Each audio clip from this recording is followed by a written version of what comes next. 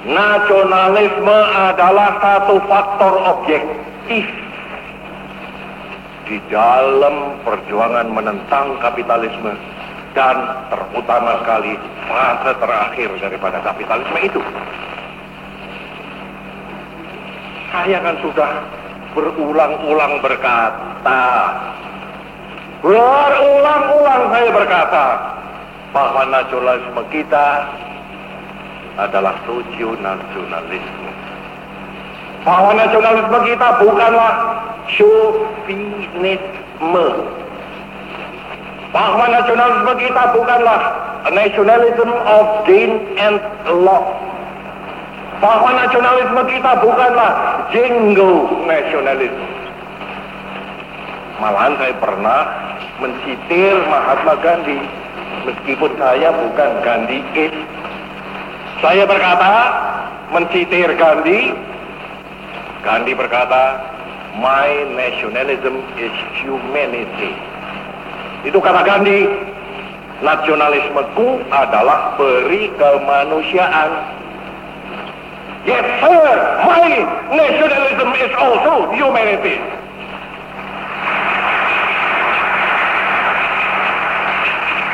Malahan ini adalah kerangka yang nomor 3 daripada revolusi Indonesia. Malahan ini adalah unsur ketiga daripada Pancasila. Ketuhanan yang Maha Esa, 1. Kebangsaan, 2. Peri kemanusiaan, 3, saudara-saudara.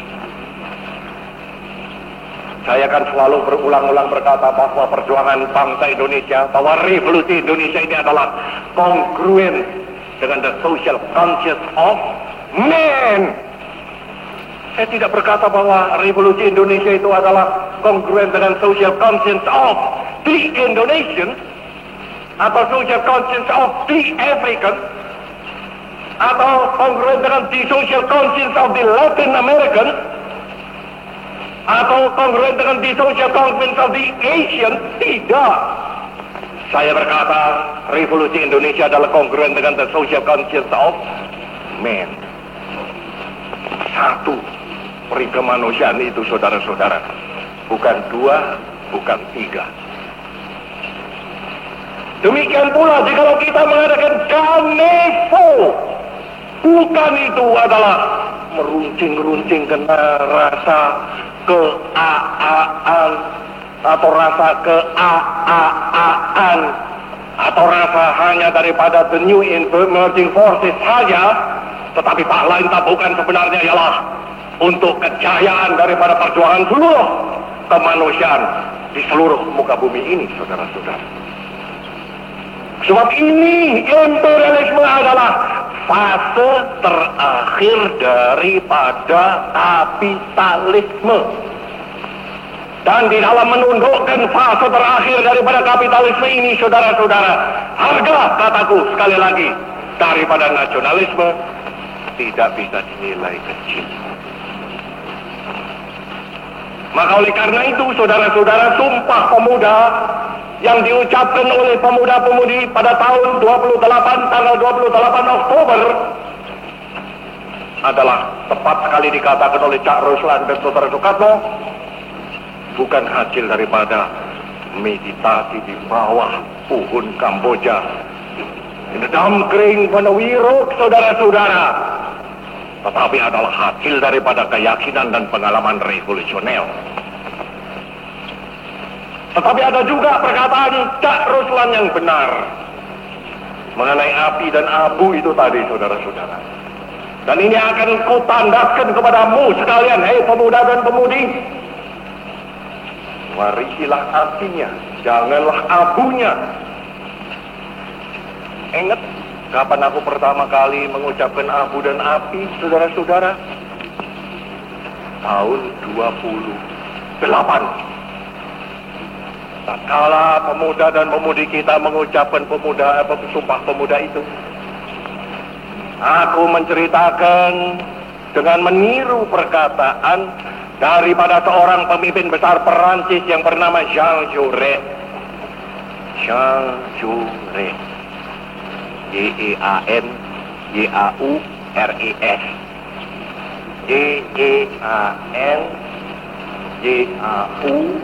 Jean-Jaurès. Jean Jaurès. Dia itu sedang berdiri di parlemen di Paris. Berdiri di hadapan parlemen di Paris, sedang berdebat dengan menteri-menteri daripada pemerintahan Prancis pada waktu itu. Jean Jaurès adalah pemimpin kaum buruh. Jean Jaurès adalah seorang pemimpin yang berjuang untuk terlaksananya sosialisme. Jadi tujuan daripada perjuangan Jean Jaurès adalah sosialisme. Tujuan daripada perjuangan Jean Jaurès adalah hidupnya manusia di dunia ini tanpa eksploitasi dalam parlok. Tujuan daripada perjuangan Jean Jaurès adalah kemanusiaan dan beri kemanusiaan. Malah surat kabarnya disebutkan l'humanité. De humanité. L'humanité. L'humanité artinya beri kemanusiaan. Tapi pada waktu itu Jean Jaurès, saudara-saudara, sedang berdebat dengan menteri-menteri daripada pemerintah Perancis.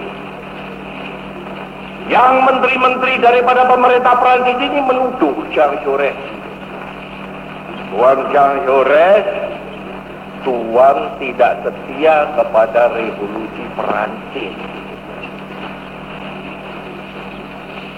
Kenapa menteri-menteri ini berkata bahwa Jean Jaurès tidak setia kepada revolusi Perancis? Kata menteri-menteri itu, ialah oleh karena menteri-menteri itu berkata, mengira bahwa tujuan daripada revolusi Perancis ialah mengadakan parlementer demokrasi. Demokrasi parlementer, demokrasi liberal. Demokrasi yang tiap-tiap orang bisa dipilih dan memilih. Demokrasi parlementer yang tiap-tiap orang boleh bersuara tak mau-maunya. Sedang Jean Jaurès menurut menteri-menteri ini bukan setia kepada hal itu, tetapi malahan mau mengadakan sosialisme. Mau mengadakan perjuangan kelas yang hebat antara kaum buruh dan kaum kapitalis. Maka kepada semua pemuda dan pemudi Indonesia pun aku berkata, jangan mewarisi abu daripada Sumpah Pemuda. Jangan mewarisi abu itu, tetapi warisilah api daripada Sumpah Pemuda ini. Jikalau saudara-saudara sekadar hanya mewarisi abu, saudara akan puas dengan ya, Indonesia sekarang sudah satu bahasa, sudah satu bangsa, sudah satu tanah air. Saudara-saudara akan puas. Saudara-saudara akan mengatakan bahwa perjuangan sudah selesai.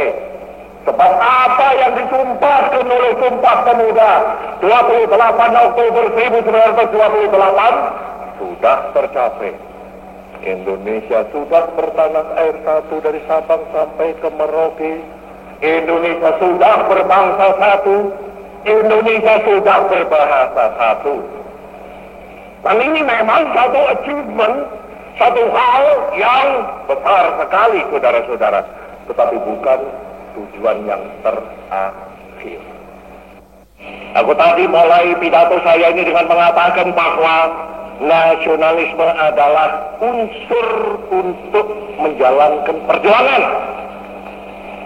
Bahwa nasionalisme sebenarnya adalah sekadar satu alat, saudara-saudara. Meskipun satu alat yang mutlak perlu, satu alat yang bisa menjadi dasar, dan satu alat yang memang adalah dasar pula. Tidak ada satu bangsa bisa berdiri tanpa nasionalisme. Ya ada, saudara-saudara, orang yang salah wesel mengira bahwa nasionalisme kita adalah nasionalisme yang sempit.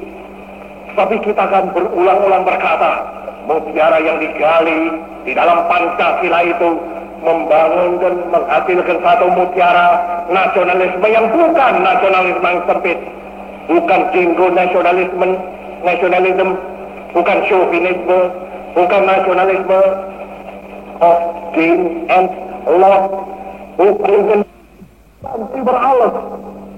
Kita tidak berkata, tidak pernah berkata, dan tidak akan pernah berkata, hayo Indonesia, Indonesia überalles. Tidak, saudara-saudara. Kita pun tidak akan berkata, hai Asia, Asia überalles. Kita pun tidak akan berkata, hai Asia Afrika, Asia Afrika überalles. Tidak. Kita mempersatukan nasionalisme Asia Afrika agar supaya perjuangan kita menentang imperialisme fase terakhir daripada kapitalisme ini bisa berhasil dengan sehebat-hebatnya. Pemuda dan pemudi, demikianlah peringatanku kepadamu sesuai dengan apa yang diperingatkan oleh Cak Ruslan Abdul Ghani tadi. Dan ada lagi satu peringatanku kepadamu, pemuda dan pemudi, sumbangkan segalamu kepada revolusi Indonesia ini. Sumbangkan segalamu. Sebagaimana yang tempo hari aku berkata, Ibu Pratiwi mempunyai konde yang harus kita hias dengan bunga-bunga, kataku. Engkau harus menyumbang bunga kepada konde daripada Ibu Pertiwi ini. Engkau bisa menyumbang apa? Bisa menyumbang melati, berilah melati, kataku. Engkau bisa menyumbang apa? Bisa menyumbang mawar, belilah mawar kepada Ibu Pratiwi. Engkau bisa menyumbang apa? Bisa menyumbang melur kepada Ibu Pratiwi, berilah melur kepada Ibu Pertiwi. Engkau bisa menyumbang apa? Engkau bisa menyumbang bunga cempaka kepada Ibu Pratiwi, berilah cempaka kepada Ibu Pratiwi. Engkau sukatmu bisa memberi bunga apa? Engkau bisa menyumbang bunga Kamboja kepada Ibu Pratiwi, sumbanglah kembang Kamboja kepada Ibu Pratiwi.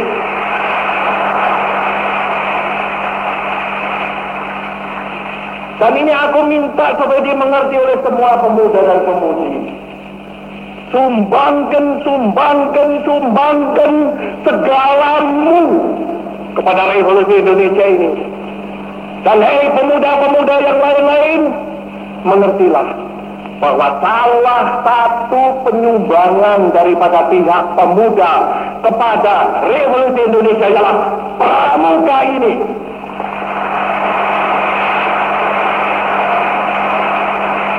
Saya telah berkata bahwa revolusi Indonesia adalah revolusi bukan saja menggempur, tetapi juga revolusi membangun. Dan agar supaya pemuda-pemuda bisa menyumbang kepada pembangunan dalam revolusi Indonesia ini, pramuka diadakan. Pramuka adalah sumbangan pemuda-pemudi Indonesia kepada revolusi Indonesia. Karena itu aku berbahagia sekali. Aku terharu, saudara-saudara, melihat di dalam gedung ini bukan saja pemuda-pemudi yang gagah-gagah, cantik-cantik di sebelah kiri. Aku melihat juga pemuda-pemudi pramuka gagah-gagah dan cantik-cantik di sebelah kanan, saudara-saudara. Bersatu padu di bawah naungan, sekali lagi, di bawah naungan bendera revolusi Indonesia.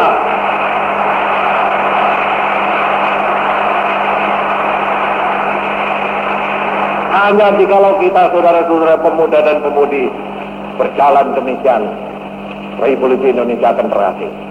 Ya, hei pemuda-pemudi, hei seluruh rakyat Indonesia, mari kita berjalan terus dengan alat, antara lain alat persatuan Indonesia. Satu bahasa, satu darah air, satu bangsa Indonesia.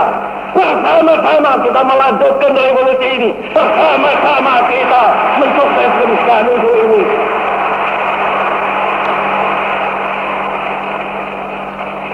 Saya ulangi, saudara-saudara, sumbarku kepada seluruh imperialisme. Tahun 28 lagi, saudara-saudara. Bukan saja mensidir saya ini Jean Jaurès, Saya juga mencitir seorang revolusioner Perancis, seorang Katolik bernama Félicité de Lamennais. Félicité de Lamennais. De Lamennais, D-E-L-A-M-E-N-N-A-I-S.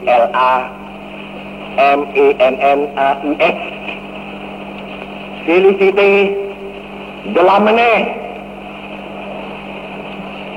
Félicité de Lamennais berkata kepada pemuda-pemuda dan pemudi-pemudi Perancis, tapi yang orang Perancis, Rum Katolik Perancis, dia berkata, hei pemuda-pemudi Perancis, jikalau orang bertanya kepadamu, berapakah jumlahmu?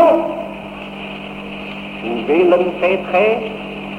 Hei pemuda-pemudi Perancis,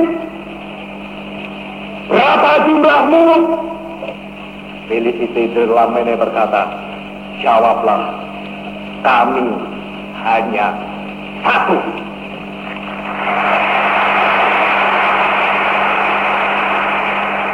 Hoeveel petre antwoorden we zijn één, kami satu. Tidak dua, tidak tiga. Hei pemuda-pemudi Indonesia, berapa jumlahmu? Jawablah, kami hanya satu.